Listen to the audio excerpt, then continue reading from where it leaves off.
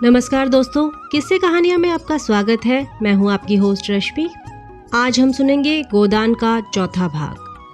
पिछले भाग में हमने सुना होरी और उसका परिवार काफी प्रसन्न है कि उनके घर आखिरकार गाय आ ही गई और वे सभी गाय को रखने का प्रबंध करने लगते हैं, उसके स्वागत की तैयारियां करने लगते हैं। होरी के घर गाय को देखने के लिए पूरा गांव जमा होने लगता है। तो चलिए आगे की कहानी सुनते हैं। गोदान भाग 4। सारा गांव गाय देखने आया। नहीं आए तो शोभा और हीरा, जो अपने सगे भाई थे। होरी के हृदय में भाइयों के लिए अब भी कोमल स्थान था। वह दोनों आकर देख लेते और प्रसन्न हो जाते तो उसकी मनोकामना पूरी हो जाती। सांझ हो गई, दोनों पुर लेकर लौट आए। इसी द्वार से निकले, पर पूछा कुछ नहीं। होरी ने डरते डरते धनिया से कहा, न शोभा आया न हीरा, सुना ना होगा। धनिया बोली, तो यहाँ कौन उन्हें बुलाने जाता है? होरी बोला, तू बात तो समझती नहीं, लड़ने के लिए तैयार रहती है। भगवान ने जब यह दिन दिखाया है तो हमें सिर झुकाकर चलना चाहिए। आदमी को अपने संगों के मुंह से अपनी भलाई बुराई सुनने की जितनी लालसा होती है, बाहर वालों के मुंह से नहीं। फिर अपने भाई लाख बुरे हों, हैं तो अपने भाई ही। अपने हिस्से बखरे के लिए सभी लड़ते हैं, पर इससे खून थोड़े ही बच जाता है। दोनों को बुलाकर दिखा देना चाहिए। नहीं कहेंगे गाय लाए, हमसे कहा तक नहीं। धनिया ने नाक सिकोड़ कर कहा, मैंने तुमसे 100 बार 1000 बार कह दिया, मेरे मुंह पर भाइयों का बखान ना किया करो। उनका नाम सुनकर मेरी देह में आग लग जाती है। सारे गांव ने सुना, क्या उन्होंने ना सुना होगा? कुछ इतनी दूर भी तो नहीं रहते। सारा गांव देखने आया, उन्हीं के पाँव में मेहंदी लगी हुई थी। मगर आए कैसे? जलन हो रही होगी कि इसके घर गाय आ गई, छाती फटी जाती होगी। दिया बत्ती का समय आ गया था। धनिया ने जाकर देखा तो बोतल में मिट्टी का तेल न था। बोतल उठाकर तेल लाने चली गई। पैसे होते तो रूपा को भेजती, उधार लाना था। कुछ मुंह देखी कहेगी, कुछ लल्लो चप्पो करेगी, तभी तो तेल उधार मिलेगा। होरी ने रूपा को बुलाकर प्यार से गोद में बिठाया और कहा, जरा जाकर देख, हीरा काका आ गए कि नहीं। शोभा काका को भी देखती आना। कहना दादा ने तुम्हें बुलाया है, ना आए हाथ पकड़कर खींच लाना। रूपा ठुनक कर बोली, छोटी काकी मुझे डांटती है। काकी के पास क्या करने जाएगी? फिर शोभा बहू तो तुझे प्यार करती है। शोभा काका मुझे चिढ़ाते हैं, कहते हैं मैं ना कहूँगी।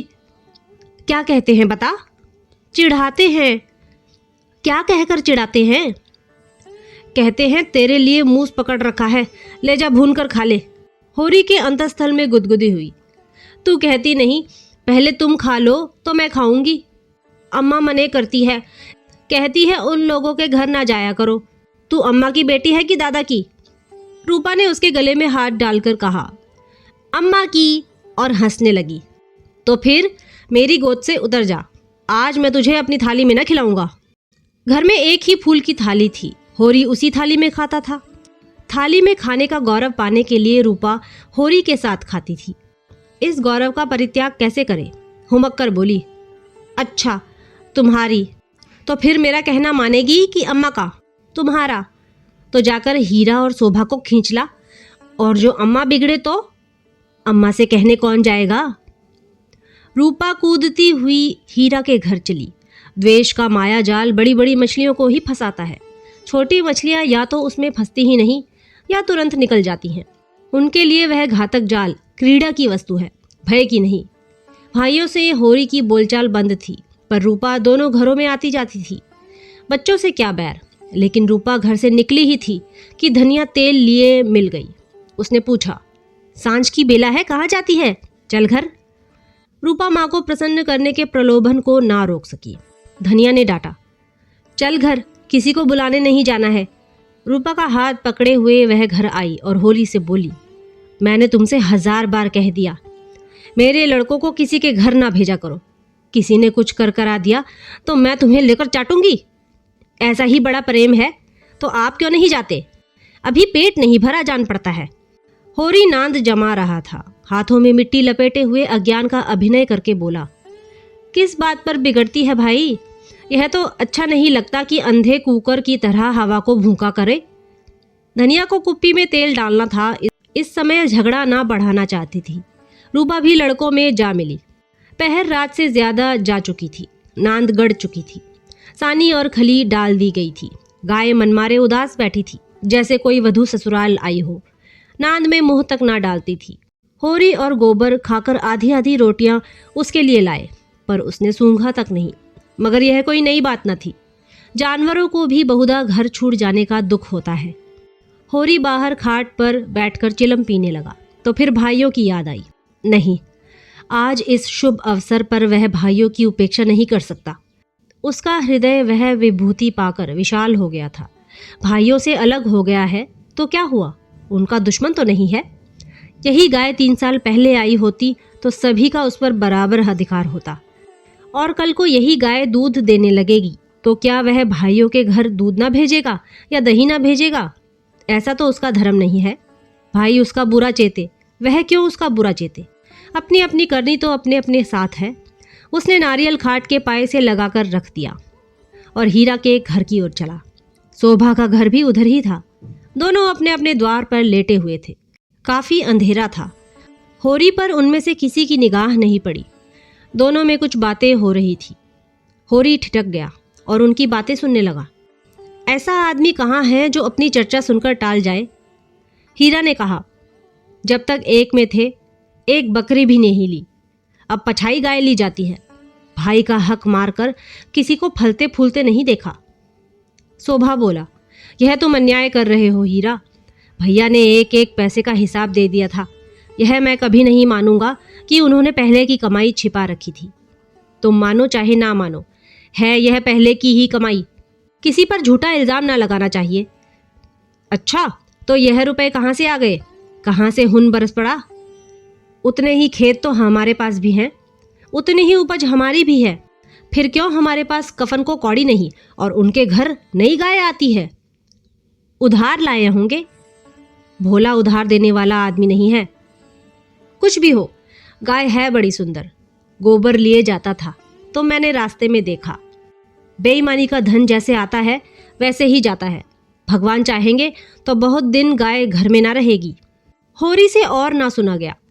वह बीती बातों को बिसार कर अपने हृदय में स्नेह और सौहार्द भरे भाइयों के पास आया था। इस आघात ने जैसे उसके हृदय में छेद कर दिया और वह रस भाव उसमें किसी तरह नहीं टिक रहा था। लत्ते और चिथड़े ठूंस कर अब उस प्रवाह को नहीं रोक सकता। जी में एक उबाल आया कि उसी क्षण इस आक्षेप का जवाब दे, लेकिन बात बढ़ जाने के भय से चुप रह गया। अगर उसकी नीयत साफ है तो कोई कुछ नहीं कर सकता। भगवान के सामने वह निर्दोष है। दूसरों की उसे परवाह नहीं। उल्टे पांव लौट आया और वह जला हुआ तंबाकू पीने लगा, लेकिन जैसे वह विष प्रतिक्षण उसकी धमनियों में फैलता जाता था। उसने सो जाने का प्रयास किया पर नींद ना आई। बैलों के पास जाकर उन्हें सहलाने लगा। विष शांत ना हुआ। दूसरी चिलम भरी, लेकिन उसमें भी कुछ रस न था। विष ने जैसे चेतना को आक्रांत कर दिया हो। जैसे नशे में चेतना एकांगी हो जाती है, जैसे फैला हुआ पानी एक दिशा में बहकर वेगवान हो जाता है, वही मनोवृत्ति उसकी हो रही थी। उसी उन्माद की दशा में वह अंदर गया। अभी द्वार खुला हुआ था। आंगन में एक किनारे चटाई पर लेटी हुई धनिया सोना से देह दबवा रही थी और रूपा जो रोज सांझ होते ही सो जाती थी, आज खड़ी गाय का मुंह सहला रही थी। होरी ने जाकर गाय को खूंटे से खोल लिया और द्वार की ओर ले चला। वह इसी वक्त गाय को भोला के घर पहुंचाने का दृढ़ निश्चय कर चुका था। इतना बड़ा कलंक सिर पर लेकर वह अब गाय को घर में नहीं रख सकता, किसी तरह नहीं। धनिया ने पूछा, कहाँ लिए जाते हो रात को? होरी ने एक पग बढ़ाकर कहा, ले जाता हूँ भोला के घर, लौटा दूंगा। धनिया को विस्मय हुआ। उठकर सामने आ गई और बोली, लौटा क्यों दोगे? लौटाने के लिए ही लाए थे? हाँ, इसके लौटा देने में ही कुशल है। क्यों, बात क्या है? इतने अरमान से लाए और अब लौटाने जा रहे हो? क्या भोला रुपए मांगते हैं? नहीं, भोला यहाँ कब आया? तो फिर क्या बात हुई? क्या करोगी पूछकर? धनिया ने लपक कर पगहिया उसके हाथ से छीन ली। उसकी चपल बुद्धि ने जैसे उड़ती हुई चिड़िया पकड़ ली। बोली, तुम्हें भाइयों का डर हो तो जाकर उसके पैरों पर गिरो। मैं किसी से नहीं डरती। अगर हमारी बढ़ती देखकर किसी की छाती फटती है तो फट जाए, मुझे परवाह नहीं। हौरी ने विनीत स्वर में कहा, धीरे धीरे बोल महारानी, कोई सुन ले तो कहे ये सब इतनी रात गए लड़ रहे हैं। मैं अपने कानों से क्या सुनाया हूं तू क्या जाने। यहाँ चर्चा हो रही है कि मैंने अलग होते समय रुपए दबा लिए थे और भाइयों को धोखा दिया था, यही रुपए अब निकल रहे हैं। हीरा कहता होगा, सारा गांव कह रहा है, हीरा को क्यों बदनाम करूं? सारा गांव नहीं कह रहा है, अकेला हीरा कह रहा है। मैं अभी जाकर पूछती हूं ना कि तुम्हारे बाप कितने रुपए छोड़कर मरे थे। दाढ़ी जारों के पीछे हम बर्बाद हो गए, सारी जिंदगी मिट्टी में मिला दी, पाल पोस कर संडा किया और अब हम बेईमान हैं। मैं कह देती हूँ, अगर गाय घर के बाहर निकली तो अनर्थ हो जाएगा। रख लिए हमने रुपए, दबा लिए, बीच खेत दबा दिए। डंके की चोट पर कहती हूँ, मैंने हंडे भर अशर्फियां छिपा ली। हीरा और शोभा संसार को जो करना है कर ले, क्यों ना रुपए रख ले। 2-2 संडों का ब्याह नहीं किया, गौना नहीं किया। होरी सिटपिटा गया। धनिया ने उसके हाथ से पगहिया छीन ली और गाय को खूंटे से बांधकर द्वार की ओर चली। होरी ने उसे पकड़ना चाहा, पर वह बाहर जा चुकी थी। वहीं सिर थाम कर बैठ गया। बाहर उसे पकड़ने की चेष्टा करके वह कोई नाटक नहीं दिखाना चाहता था। धनिया के क्रोध को खूब जानता था। बिगड़ती है तो चंडी बन जाती है, मारो काटो सुनेगी नहीं। लेकिन हीरा भी तो एक ही गुस्सेवर है, कहीं हाथ चला दे तो परले ही हो जाए। नहीं, हीरा इतना मूर्ख नहीं है। मैंने कहाँ से कहाँ यह आग लगा दी। उसे अपने आप पर क्रोध आने लगा। बात मन में रख लेता तो क्या यह टंटा खड़ा होता। सहसा धनिया का कर्कश स्वर कान में आया। हीरा की गरज भी सुन पड़ी। फिर पुन्नी की पैनी पीक भी कानों में चुभी। सहसा उसे गोबर की याद आई। बाहर लपक कर उसकी खाट देखी, गोबर वहां न था। गजब हो गया, गोबर भी वहां पहुंच गया। अब कुशल नहीं, उसका नया खून है, ना जाने क्या कर बैठे। लेकिन होरी वहां कैसे जाए? हीरा कहेगा, आप बोलते नहीं, जाकर इस डाइन को लड़ने के लिए भेज दिया। कोलाहल प्रतिक्षण प्रचंड होता जाता था। सारे गांव में जाग पड़ गई। मालूम होता था कहीं आग लग गई है और लोग खाट से उठ उठ कर बुझाने दौड़े जा रहे हैं। इतनी देर तक तो वह जब्त किए बैठा रहा, फिर ना रहा गया। धनिया पर क्रोध आया। वह क्यों चढ़कर लड़ने गई? अपने घर में आदमी न जाने किसको क्या कहता है। जब तक कोई मुंह पर बात ना कहे, यही समझना चाहिए कि उसने कुछ नहीं कहा। होरी की कृषक प्रकृति झगड़े से भागती थी। 4 बातें सुनकर गम खा जाना इससे कहीं अच्छा है कि आपस में तनाजा हो। कहीं मारपीट हो जाए तो थाना पुलिस हो, बंधे बंधे फिरो, सबकी चिरौरी करो, अदालत की धूल फाको, खेती बाड़ी जहन्नुम में मिल जाए। उसका हीरा पर तो कोई बस न था, मगर धनिया को तो वह जबरदस्ती खींच ला सकता था। बहुत होगा, गालियां दे लेगी, 1-2 दिन रूठी रहेगी, थाना पुलिस की नौबत तो ना आएगी। जाकर हीरा के द्वार पर सबसे दूर दीवार की आड़ में खड़ा हो गया। एक सेनापति की भांति मैदान में आने के पहले परिस्थिति को अच्छी तरह समझ लेना चाहता था। अगर अपनी जीत हो रही है तो बोलने की कोई जरूरत नहीं, हार हो रही है तो तुरंत कूद पड़ेगा। देखा तो वहां 50 आदमी जमा हो गए हैं। पंडित दाता दीन, लाला पटेश्वरी, दोनों ठाकुर जो गांव के कर्ता धर्ता थे, सभी पहुंचे हुए थे। धनिया का पल्ला हल्का हो रहा था। उसकी उग्रता जनमत को उसके विरुद्ध किए देती थी। वह रणनीति में कुशल न थी। क्रोध में ऐसी जली कटी सुना रही थी कि लोगों की सहानुभूति उससे दूर होती जाती थी। वह गरज रही थी, तू हमें देखकर क्यों जलता है? हमें देखकर क्यों तेरी छाती फटती है? पाल पोस कर जवान कर दिया, यह उसका ही नाम है। हमने न पाला होता तो आज कहीं भीख मांगते होते, रूख की छाह भी न मिलती। होरी को ये शब्द जरूरत से ज्यादा कठोर जान पड़े। भाइयों का पालना पोसना तो उसका धर्म था। उनके हिस्से की जायदाद तो उसके हाथ में थी, कैसे ना पालता पोसता? दुनिया में कहीं मुंह दिखाने लायक रहता? हीरा ने जवाब दिया, हम किसी का कुछ नहीं जानते। तेरे घर में कुत्तों की तरह एक टुकड़ा खाते थे और दिन भर काम करते थे। जाना ही नहीं कि लड़कपन और जवानी कैसी होती है। दिन दिन भर सूखा गोबर बीना करते थे, उस पर भी तू बिना 10 गाली दिए रोटी ना देती थी। तेरी जैसी राक्षसिन के हाथ में पड़कर जिंदगी तलक हो गई। धनिया और भी तेज हुई, जबान संभाल, नहीं जीभ खींच लूंगी। राक्षसिन तेरी औरत होगी। तू है किस फेर में मूड़ी काटे?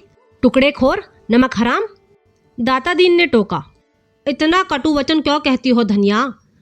नारी का धर्म है कि गम खाए, वह तो उजड़ा है, क्यों उसके मुंह लगती है? लाला पटेश्वरी पटवारी ने उसका समर्थन किया। बात का जवाब बात है, गाली नहीं।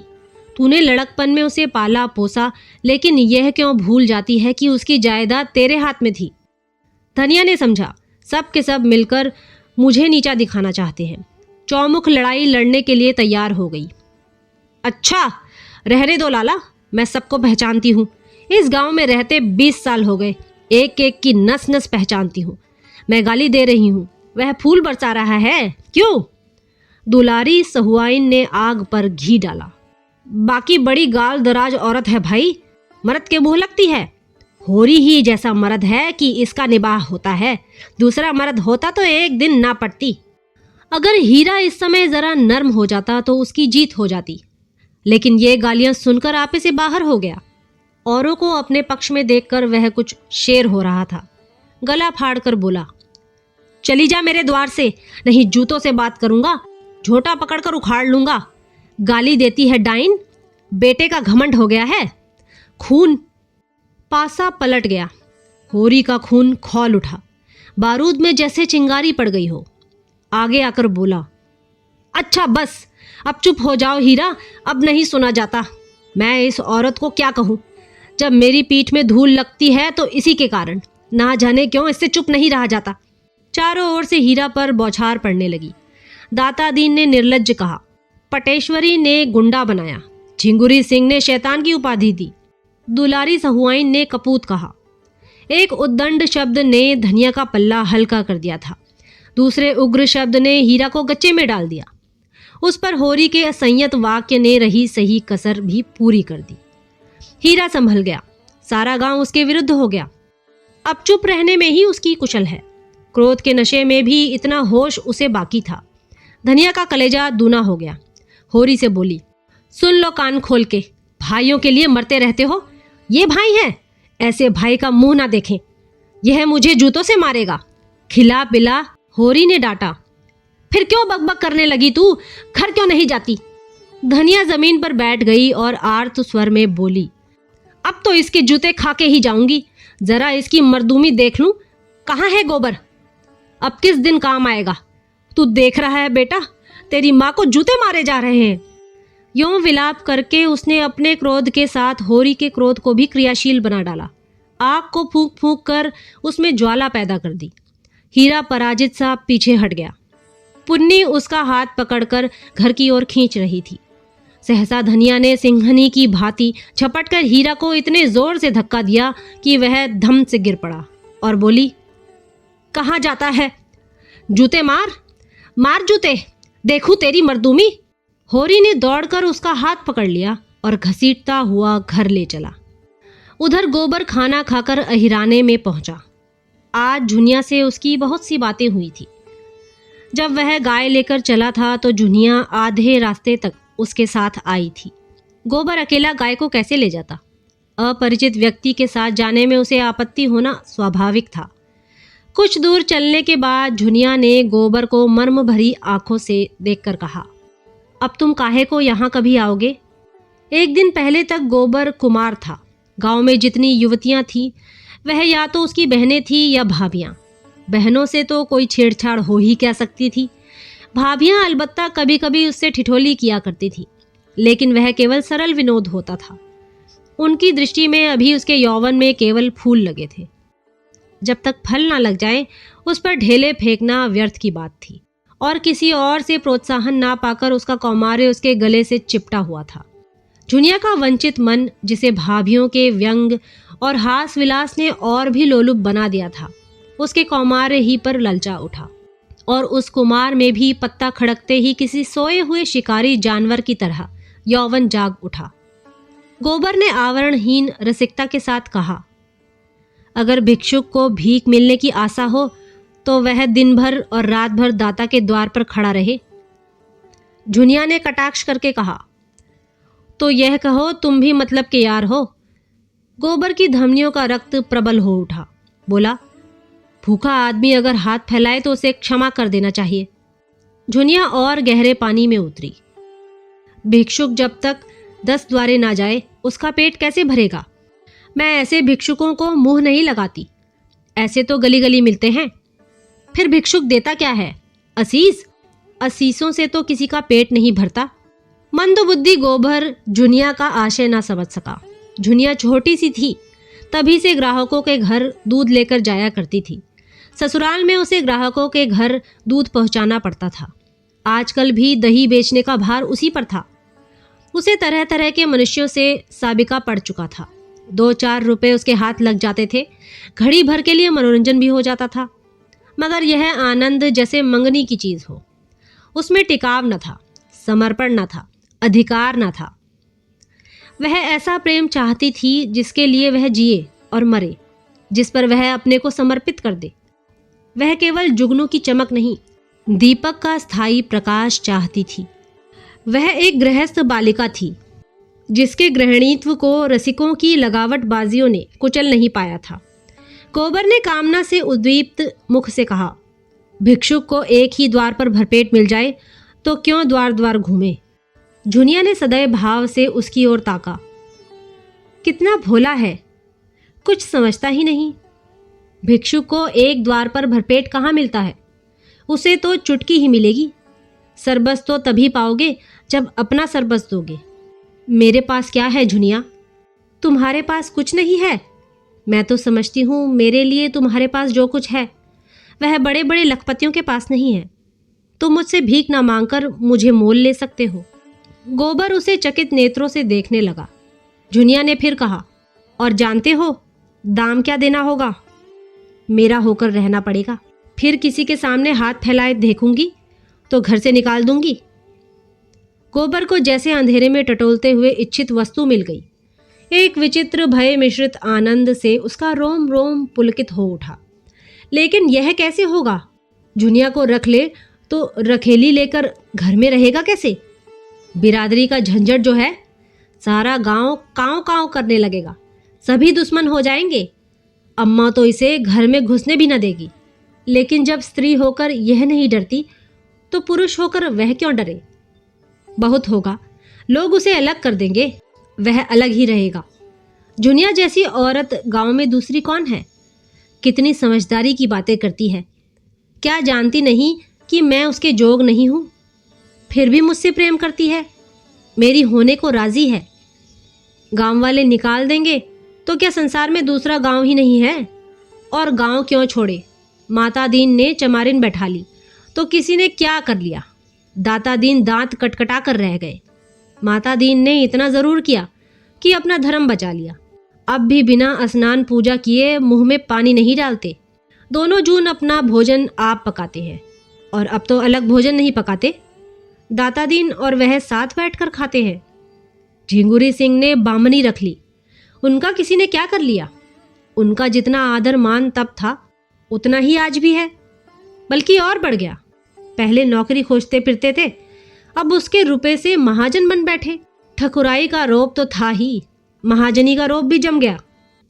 मगर फिर ख्याल आया कहीं झुनिया दिल लगी ना कर रही हो। पहले इसकी ओर से निश्चिंत हो जाना आवश्यक था। उसने पूछा, मन से कहती हो झूना कि खाली लालच दे रही हो? मैं तो तुम्हारा हो चुका, लेकिन तुम भी हो जाओगी। झुनिया बोली, तुम मेरे हो चुके कैसे जान लूं? तुम जान भी चाहो तो दे दूं। जान देने का अर्थ भी समझते हो? तुम समझा दो ना। जान देने का अर्थ है साथ रहकर निबाह करना। एक बार हाथ पकड़कर उम्र भर निबाह करते रहना, चाहे दुनिया कुछ कहे, चाहे माँ बाप, भाई बंद, घर द्वार सब कुछ छोड़ना पड़े। मुंह से जान देने वाले बहुतों को देख चुकी। भौरों की भांति फूल का रस लेकर उड़ जाते हैं। तुम भी वैसे ही ना उड़ जाओगे? बर के एक हाथ में गाय की पगहिया थी, दूसरे हाथ से उसने झुनिया का हाथ पकड़ लिया, जैसे बिजली के तार पर हाथ गया हो। सारी देह यौवन के पहले स्पर्श से कांप उठी। कितनी मुलायम, गुदगुदी, कोमल कलाई।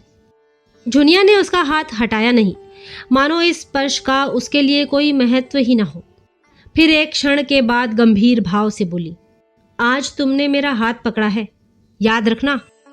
खूब याद रखूंगा झूना, और मरते दम तक निभाऊंगा।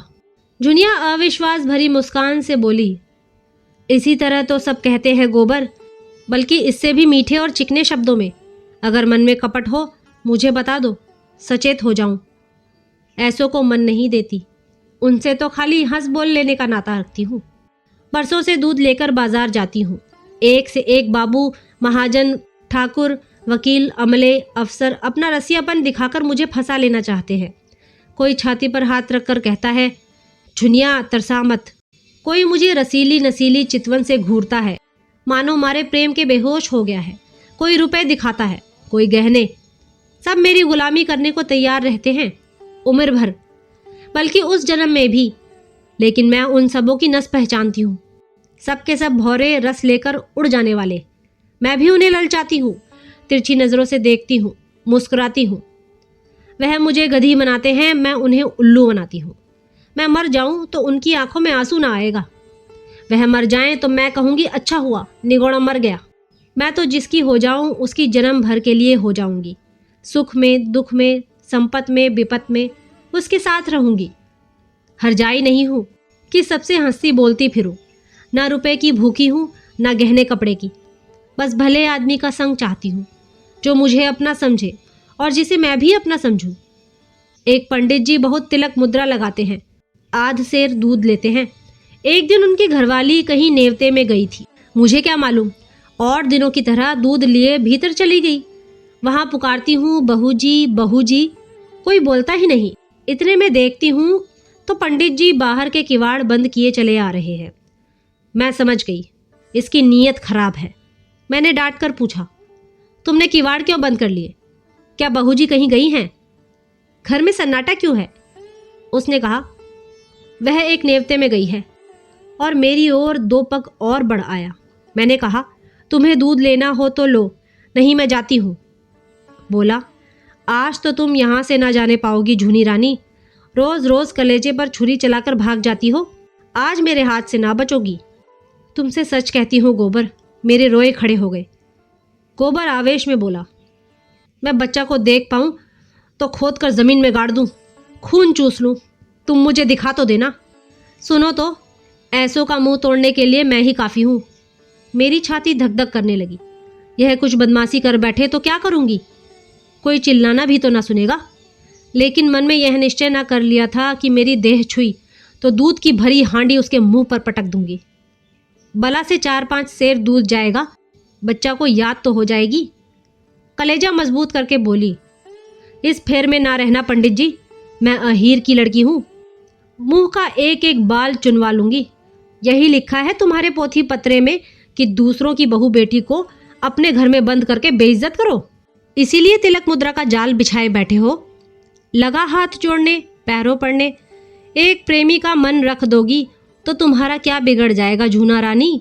कभी कभी गरीबों पर दया किया करो, नहीं भगवान पूछेंगे, मैंने तुम्हें इतना रूप धन दिया था, तुमने उससे एक ब्राह्मण का उपकार भी नहीं किया, तो क्या जवाब दोगी?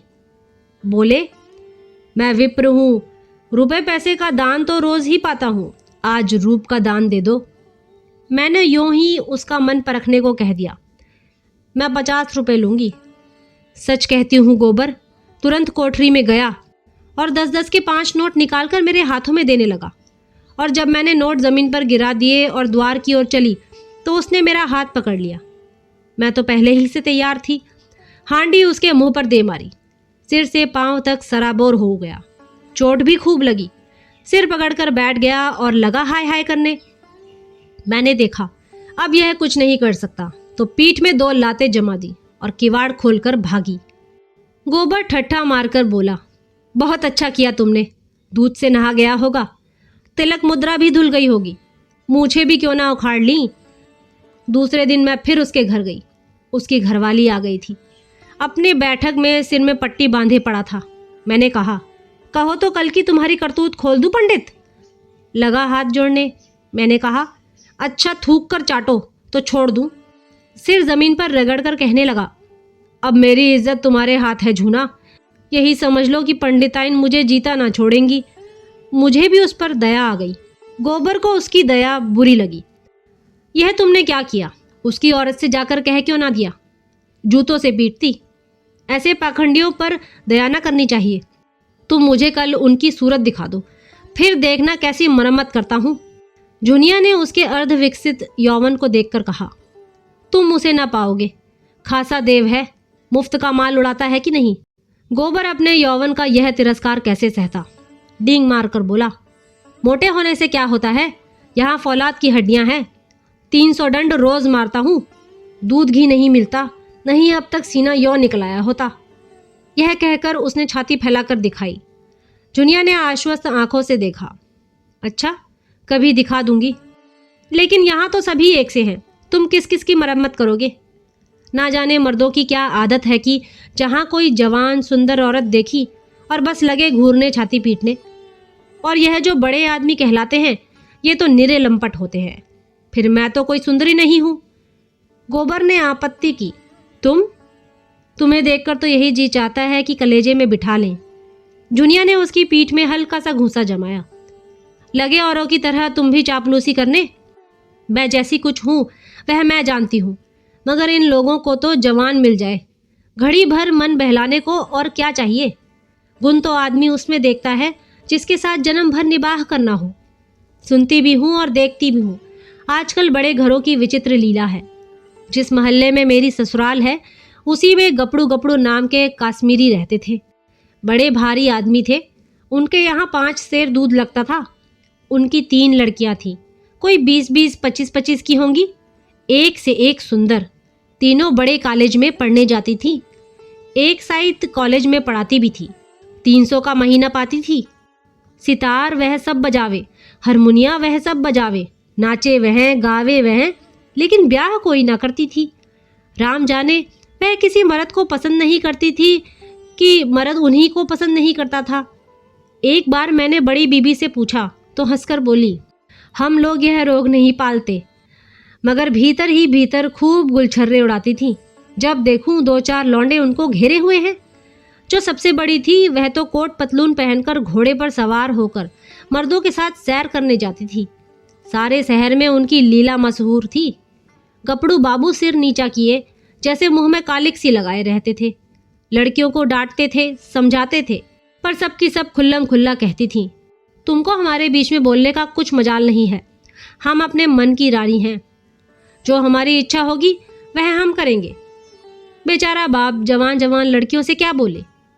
मारने बांधने से रहा, डांटने डपटने से रहा, लेकिन भाई बड़े आदमियों की बातें कौन चलाए। वह जो कुछ करे सब ठीक है। उन्हें तो बिरादरी और पंचायत का भी डर नहीं। मेरी समझ में तो यही नहीं आता कि किसी का रोज रोज मन कैसे बदल जाता है। क्या आदमी गाय बकरी से भी गया बीता हो गया है। लेकिन किसी को बुरा नहीं कहती भाई, मन को जैसा बनाओ वैसा बनता जाता है। ऐसों को भी देखती हूँ जिन्हें रोज रोज की दाल रोटी के बाद कभी कभी मुंह का स्वाद बदलने के लिए हलवा पूरी भी चाहिए, और ऐसों को भी देखती हूँ जिन्हें घर की रोटी दाल देखकर ज्वर आता है। कुछ बेचारियां ऐसी भी हैं जो अपनी रोटी दाल में ही मगन रहती हैं। हलवा पूरी से उन्हें कोई मतलब नहीं। मेरी दोनों भावजों ही को देखो। हमारे भाई काने कुबड़े नहीं हैं, 10 जवानों में 1 जवान है, लेकिन भावजों को नहीं भाते। उन्हें तो वह चाहिए जो सोने की बालियां बनवाए, महीन साड़ियां लाए, रोज चाट खिलाए। बालियां और मिठाइयाँ मुझे भी कम अच्छी नहीं लगती, लेकिन जो कहो कि इसके लिए अपनी लाज बेचती फिरूं तो भगवान इससे बचाए। एक के साथ मोटा झोटा खा पहनकर उम्र काट देना, बस अपना तो यही राग है। बहुत करके तो मर्द ही औरतों को बिगाड़ते हैं। जब मर्द इधर उधर ताक झाक करेगा तो औरत भी आंख लड़ाएगी। मर्द दूसरी औरतों के पीछे दौड़ेगा तो औरत भी जरूर मर्दों के पीछे दौड़ेगी। मर्द का हरजाईपन औरत को भी उतना ही बुरा लगता है जितना औरत का मर्द को। यही समझ लो। मैंने तो अपने आदमी से साफ साफ कह दिया था, अगर तुम इधर उधर लपके तो मेरी भी जो इच्छा होगी वह करूंगी। यह चाहो कि तुम तो अपने मन की करो और औरत को मार के डर से अपने काबू में रखो तो यह ना होगा। तुम खुले खजाने करते हो, वह छिपकर करेगी। तुम उसे जलाकर सुखी नहीं रह सकते। गोबर के लिए यह एक नई दुनिया की बातें थी। तन्मय होकर सुन रहा था। कभी कभी तो आप ही आप उसके पांव रुक जाते, फिर सचेत होकर चलने लगता। जुनिया ने पहले अपने रूप से मोहित किया था। आज उसने अपने ज्ञान और अनुभव से भरी बातों और अपने सतीत्व के बखान से मुग्ध कर लिया। ऐसी रूप गुण ज्ञान की आगरी उसे मिल जाए तो धन्य भाग। फिर वह क्यों पंचायत और बिरादरी से डरे। जुनिया ने जब देख लिया कि उसका गहरा रंग जम गया तो छाती पर हाथ रखकर जीभ दांत से काटती हुई बोली, अरे यह तो तुम्हारा गांव आ गया, तुम भी बड़े मुरहे हो, मुझसे कहा भी नहीं कि लौट जाओ। यह कहकर वह लौट पड़ी। गोबर ने आग्रह करके कहा, एक क्षण के लिए मेरे घर क्यों नहीं चली चलती, अम्मा भी तो देख ले। जुनिया ने लज्जा से आंखें चुराकर कहा, तुम्हारे घर यों ना जाऊंगी, मुझे तो यही अचरज होता है कि मैं इतनी दूर कैसे आ गई। अच्छा अब बताओ कब आओगे, रात को मेरे द्वार पर अच्छी संगत होगी, चले आना, मैं अपने पिछवाड़े मिलूंगी। गोबर बोला, और जो ना मिली? जुनिया बोली, तो लौट जाना। तो फिर मैं ना आऊंगा। आना पड़ेगा, नहीं कहे देती हूँ। तुम भी वचन दो कि मिलोगी। मैं वचन नहीं देती तो मैं भी नहीं आता, मेरी बला से। जुनिया अंगूठा दिखाकर चल दी। प्रथम मिलन में ही दोनों एक दूसरे पर अपना अपना अधिकार जमा चुके थे।